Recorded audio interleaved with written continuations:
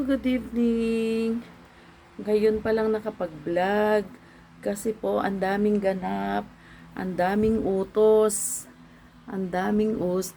ni Indoy. Tapos nagluto pa at ako po kasi pagka 1 o'clock kailangan magpahinga.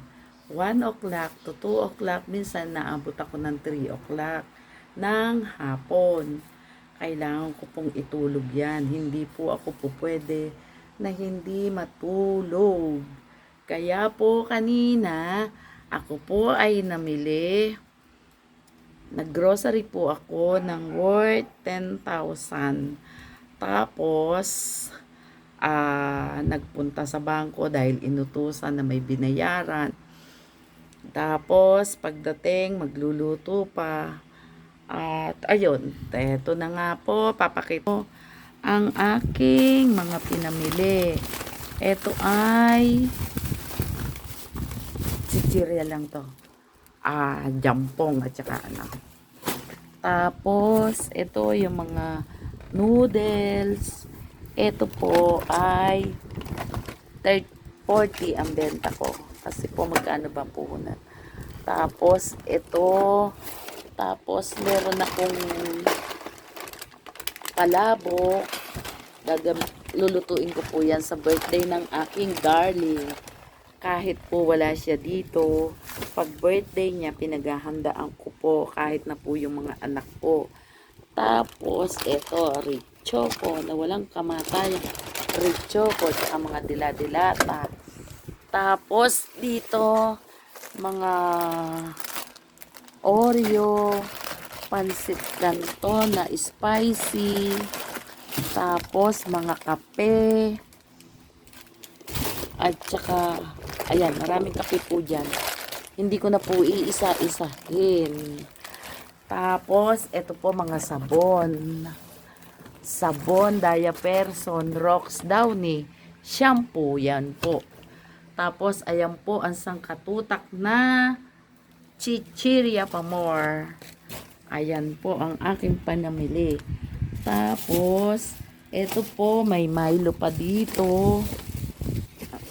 Ay, hindi ko makuha. Ayan, may Milo pa po dito. Hindi ko na mai-open. Kaya, ayan. Ngayon, ang aking sari-sari store ay magpo-full stock na naman siya. Dahil namili na naman po tayo ng mga dilata. Ang dilata ko pong pinamili ay yung malalaki na saba. Doon po sa grocery pinupuntahan ko, wala po akong makitang ligo. Ligo na malaki at saka yung rose ball. Kasi daw po ang rose ball ay napakabili, hindi na ako nakaabot. So, ayun po ang ganap dito sa akin sari-sari store. Kamusta naman po ang bentahan? Ngayon, hindi pa po nakakabawi. Talagang medyo mahina-hina pa rin. Pero laban lang. Laban lang. Hindi po katulad ng mga nakaraang araw. Nung pong nakaraang araw ay at saka buwan, malakas po talaga noon. Pero ngayon talagang matumal. Pati soft drinks matumal. Hindi ko alam kung ano nangyayari. Ganun na ba talaga ang buhay ngayon? Na talagang ano tawag dito, pahigpitan na ba ng sinturon dahil napakamahal na po. Nabanggit ko na nga po sa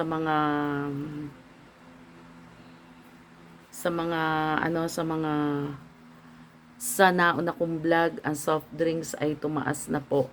195 po do sa isang supplier. Yun namang isa, 190. Sa grocery po ay 189. At ano pa ba yung ayun, bali yun nga, hindi pa ako nagtataas. 20 pa rin po ang benta ko dito sa amin.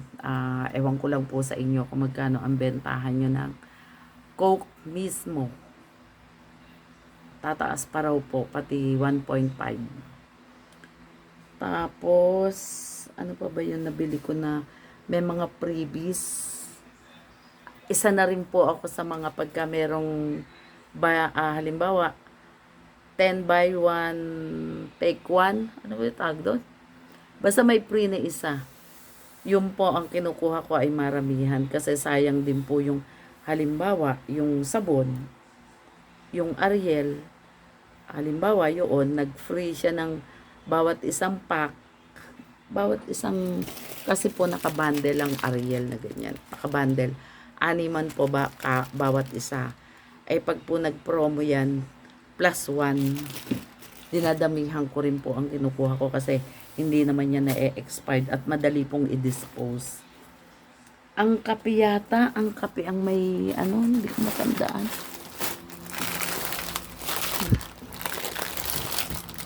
Ito, buy 10, get 1, ayan, get 1 free. Ayan po, marami po akong binili nito. At saka yung sa conditioner, cream silk. Ayan po, marami din po akong nabili niyan kasi po, isa na rin po akong naghahabol sa mga freebies. Sa mga freebies. Naghahalongkat na rin po ako ng may free. Tapos, eto, hinabol ko po itong free na jar. Inuminan. Kasi po ako, kailangan kong uminom ng uminom. Kulang daw po ako sa water. Kaya ito po, meron na akong water dispenser. Ayan. Ito pong Milo na ito, hindi ko naman po ito ibebenta. Panggamit lang po namin yan. Hindi ko matandaan kung magkano, pero ang hinabol ko po ito. Etong libre na ito po yun. Yan, free. Yan. Napakalaking bagay po niyan para sa akin dahil kailangan ko po. Ay, Bea. Bea. Aking Bea, oh. Ang aking Bea ay, halika dito. Halika dito. Ayan.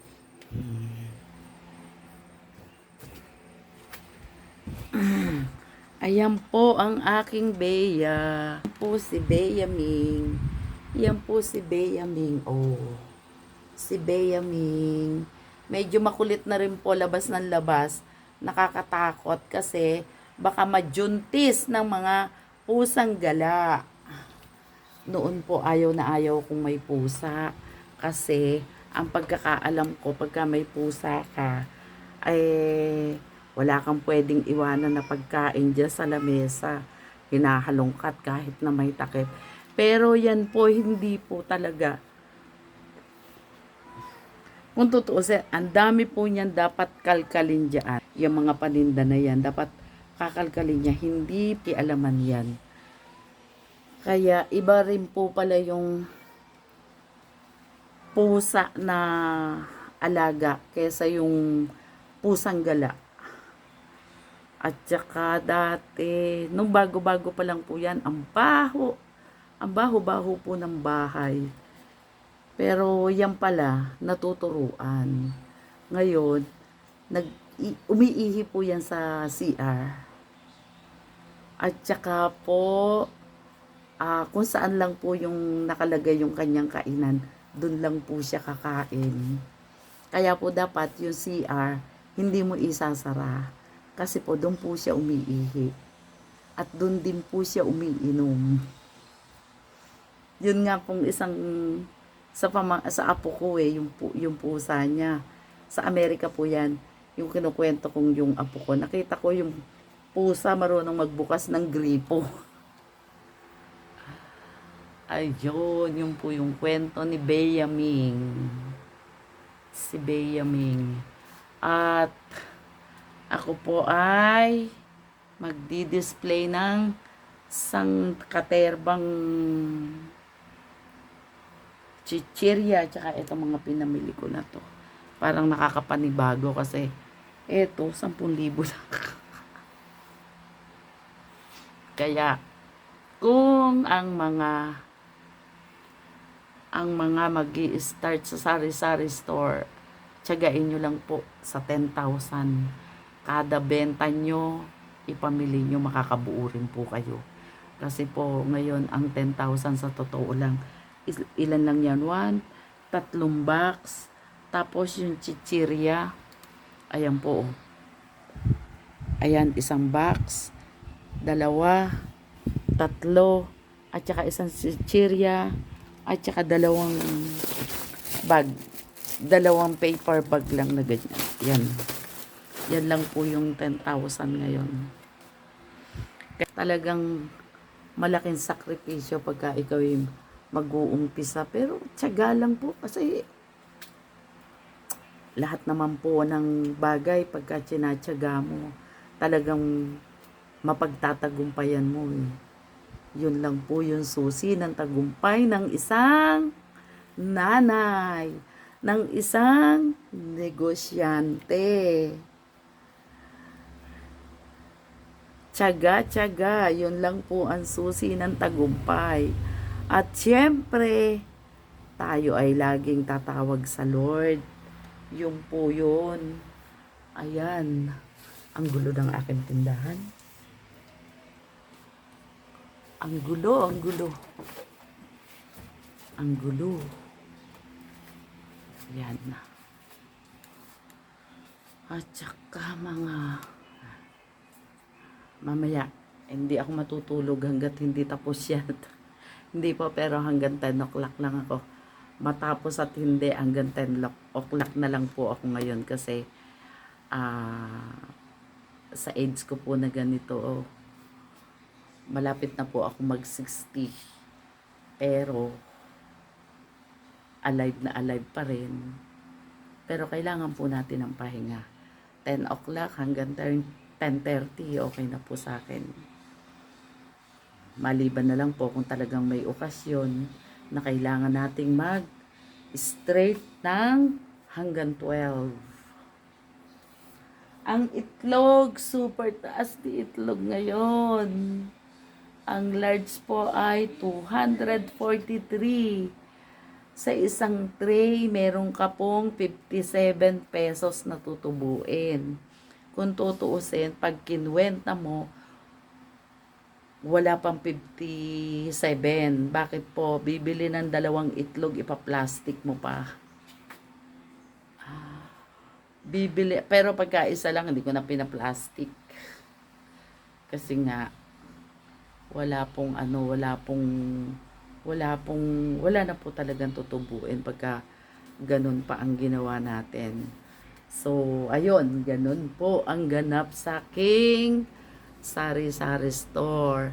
Bukas, pag na-display ko na lahat dyan, bibidyohan ko po ulit na sana makita nyo na wala nang bungi-bungi sa isang tindahan po kasi pagka may yung mga estante na bungi-bungi, napakapangit pong tingnan. Ayan o. Yung chichirya section ko o yung mga tag 9 pesos, bungi-bungi na o. Ayan. Tapos po yung mga candy ko na yan, pagka may tumitingin ng mga bata, pinapapasok ko na po sila. Yan. Wala pa akong gaanong candy na makakatukso sa mga bata. Saka na sa December na. Para, ewan ko kung abot na yun ng Pasko. Pero palagay ko, hindi pa. Kailangan nating magpondo ng malaki ngayong December. Kasi po ay kailangan natin ng maraming stock na drinks. Ayun. O siya. Yan lang po ang aking ganap sa aking tindahan ngayon. aking sari-sari store, si Mami Perlas Vlog. Maraming salamat sa mga nag-subscribe sa akin. Hindi ko po maisa-isa ang mga nag-subscribe at saka yung mga nanood. Yung mga taga member ni Pastor Jos. Pastor Jos, maraming salamat sa pag-invite mo sa akin kasi ang laki ng views ko kahapon, yung ano ko, yung ipinost ko kahapon, parang 24 hours pa lang, ang dami ng nag-views at dumagdag po ang aking mga subscriber. So, yung ilang oras ko diyan, blessing po para sa akin yon kasi ang mga member mo ay nagsipanood lahat. Thank you very much sa inyo. Hindi ko na po kayo maisa-isa. Sobrang dami pa rin.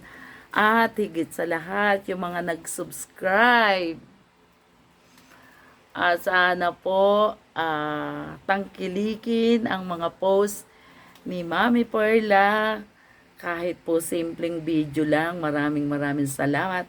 I love you all. Bye-bye.